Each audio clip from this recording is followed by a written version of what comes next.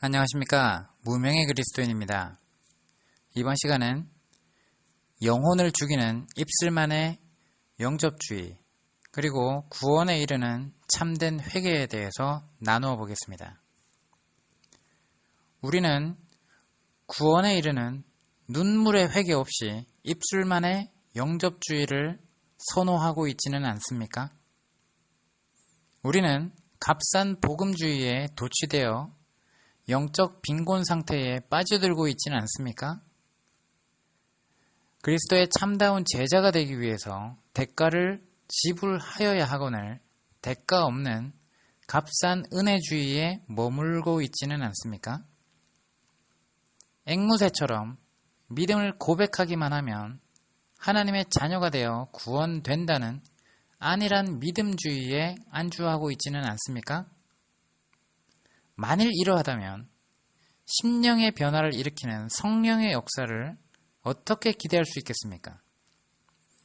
상당수 교인들이 십자가를 바라보면서 그것은 언제나 예수 혼자 죽은 십자가로만 여길 뿐 정작 그것이 자신을 위해서 예수님이 나와 함께 십자가에서 죽어야 함을 깨닫지 못하고 있습니다. 그러나 참된 그리스도인들은 그리스도인 됨의 대가를 지불하여야 하고 예수 혼자 죽는 십자가가 아니라 자신도 같이 죽는 십자가가 그리스도 신앙입니다. 날마다 자기를 부인하며 자기 십자가를 짊어지고 예수님을 쫓는 그리스도인이 참된 그리스도인입니다. 자기 자아를 죽이지 않고는 절대로 예수님께 순종하는 삶을 살아갈 수가 없습니다. 예수님을 단지 나의 구세주로만 영접할 것이 아니라 나의 주인님, 나의 왕으로 받아들이고 삶 속에서 중심이 내가 아닌 예수님이 되어야 합니다. 다시 말해서 나의 나라를 포기하고 나의 안에 하나님의 나라가 임하여야 그것이 참다운 믿음인 것이고 참된 크리스찬이 되는 것입니다. 오늘날 상당수 교인들이 십자가를 바라보면서 하나님이 우리를 지극히 사랑하사 그리스도를 보내주셔서 우리를 죄로부터 구원해 주셨다라고 말하는 것까지만 안주하려고 합니다. 다시 말해서 내가 큰 죄의 빚을 지고 있었지만 하나님께서 자신의 독생자 예수 그리스도를 우리들에게 보내주셨고 주께서 나의 모든 죄값을 대신 청산해 주셨다. 그래서 주님을 믿는다고 고백하기만 하면 나의 모든 죄는 사함받고 구원받아 하나님의 자녀가 된 것이다. 여러분들은 이러한 싸구려 복음주의에 현혹되는 일이 없도록 각별히 주의하시고 만약 아직까지도 이러한 신앙에 머물러 있다면 여러분 진심으로 그 십자가 앞에 그 십자가를 바라보면서 그 하나님의 뜻을 다시 한번 생각하길 바랍니다. 물론 우리의 구세주 예수 그리스도께서 인류의 모든 죄를 짊어지시고 골고다 십자가에서 대속제물이 되시고 유월절 어린 양으로서 우리들의 죄값을 대신 지불하신 구속 사업을 완성하셨습니다. 그래서 우리는 그분을 믿음으로 구원의 길이 열리게 된 것이 사실입니다. 그러나 믿음과 구원을 함부로 쉽게 재단할 일이 아닙니다. 예수 그리스도가 십자가에서 피 흘려 죽으신 것은 하나님이 우리를 사랑하셔서 죄로부터 구속하기 위함도 있지만 하나님께서 자신의 독생자이신 그리스도를 십자가에서 죽이면서까지 죄를 절대로 용납 못하신다는 것을 깨달은 교인들이 과연 얼마나 되겠습니까? 하나님은 예수 그리스도에게 인류의 모든 죄를 대신 뒤집어 씌우고는 십자가에서 가혹한 형벌을 그대로 가하셨습니다. 죄인인 인간들이 마땅히 받아야 할 형벌을 예수님이 대신 받으신 것입니다. 죄가 전혀 없으신 예수님이 인류의 모든 죄를 대신 뒤집어 쓰고는 하나님의 형벌을 받았거늘 하물며 죄가 많은 인간들이 어찌 하나님의 무서운 진노를 피할 수 있겠습니까? 이러한데도 우리는 날마다 죄를 짓고 살면서 하나님을 두려워하지 않음이 얼마나 어리석은 일이겠습니까? 교회에서 세례받았다는 이유 하나만으로 날마다 죄를 짓고 회개하지도 않고 어떻게 하나님의 진노를 피할 수 있겠습니까? 하나님은 죄를 절대로 용납하지 않으시고 타협도 하지 않습니다.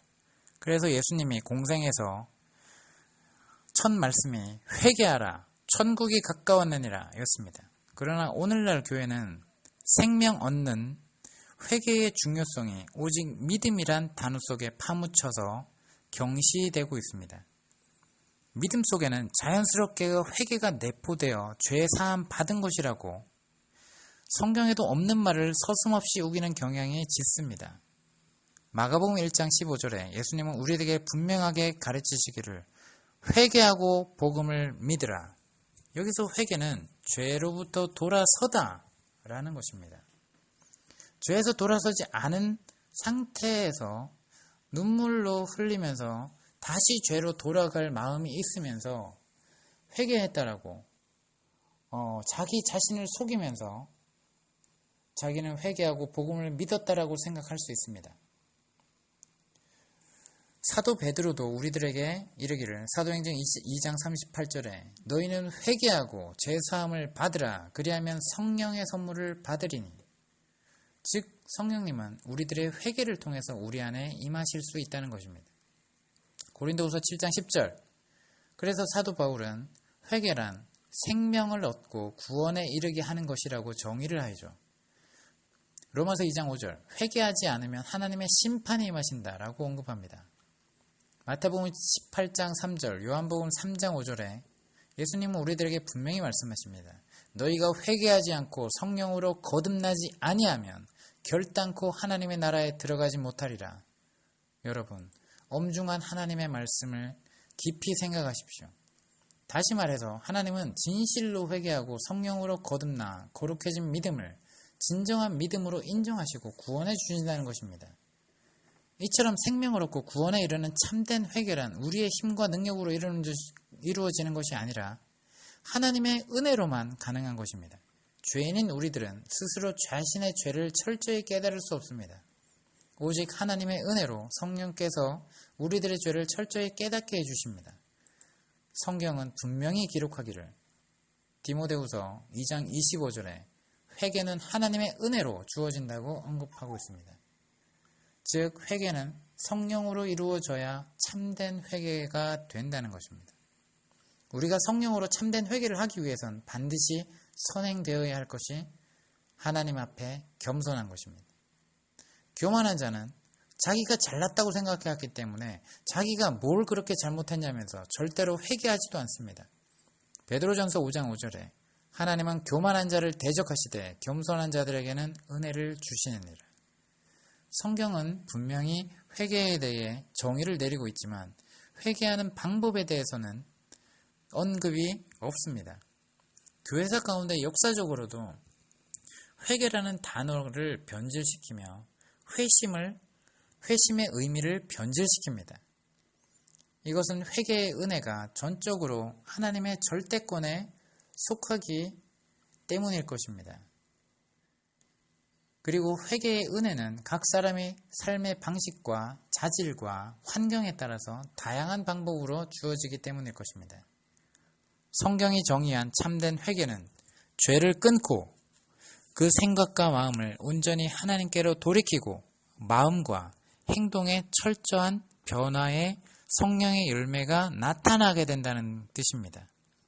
죄를 혐오하고 증오하며 멀리하고 세상으로 향했던 마음을 온전히 예수님께로 확 돌아서게 된다는 것입니다. 참된 회개를 한 자는 생각과 말과 행동을 항상 조심합니다. 점도 없고 흠도 없이 깨끗게 되기를 원하며 마음을 항상 청결하게 유지하기를 갈망하게 됩니다. 예수님만이 나를 변화시키고 죄로부터 나를 건져 주실 수 있음을 분명히 깨닫습니다. 예수님을 떠나서는 곧바로 죄가 엄습함을 깨우칩니다. 예수님을 떠나서는 아무것도 이룰 수 없음을 알고 그에게는 오직 예수님밖에 없습니다. 우리는 영혼을 죽이는 입술만의 영접주의에 머물지 말고 생명을 얻는 회개의 은혜를 하나님께 부르짖고 간구합시다. 죄로부터 돌이키겠다는 결단의 의지와 함께 내 자아 모두 내려놓고 오직 예수 그리스도만을 바라보고 사모해야 합니다. 그러면 예수님께서 적당한 때에 여러분에게 성령을 보내주셔서 죄를 깨닫게 있는 회개의 은혜를 베풀어 주시고 마침내 구원해 주실 것입니다. 이사야 49장 8절에 은혜의 때에 내가 너에게 응답하겠고 구원의 날에 내가 너를 도왔도다 라고 말씀하십니다. 그리하여 성령님의 도우심으로 죄를 깨닫게 되고 진실로 회개하여 성령으로 거듭나 거룩해져 하나님의 말씀에 순종하게 되고 하나님의 뜻대로 행함을 실천하는 삶을 살아가게 됩니다. 요한계시록 22장 14절 우리는 날마다 자신의 두루마기를 빠는 자, 회개하는 자가 되어서 성명나무에 나아가는 복된 자가 되어야 합니다. 하나님, 즉 예수님을 진심으로 사랑해야 합니다. 이상입니다.